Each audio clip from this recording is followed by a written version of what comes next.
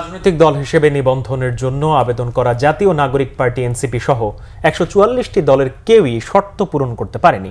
এজন্য ১৫ দিনের সময় দিয়ে ৬২টি দলকে চিঠি পাঠানো শুরু করেছে নির্বাচন কমিশন। আর দ্বিতীয় ধাপে এনসিপি সহ বাকি ৮২টি দলকে চিঠি পাঠাবে কমিশন। বিস্তারিত এস.এম. ফয়েজের রিপোর্টে।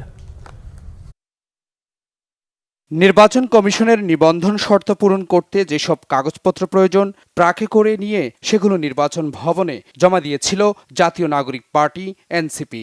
দল নিবন্ধনের জন্য এনসিপি ৪৩,৩১৬ পাতার ডকুমেন্ট জমা দিয়েছিল।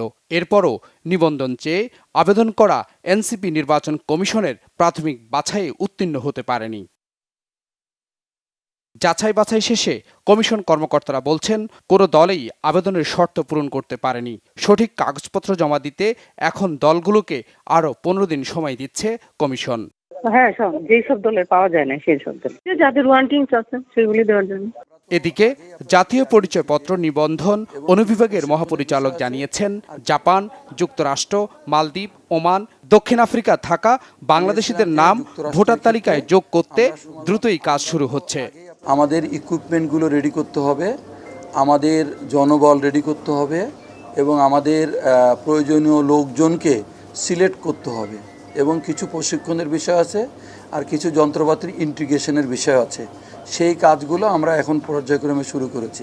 মালয়েশিয়া, সৌদি আরব সহ বিভিন্ন দেশে থাকা ১৭,৩৬৭ জন বাংলাদেশিকে ভোটার তালিকায় অন্তর্ভুক্ত করা হয়েছে।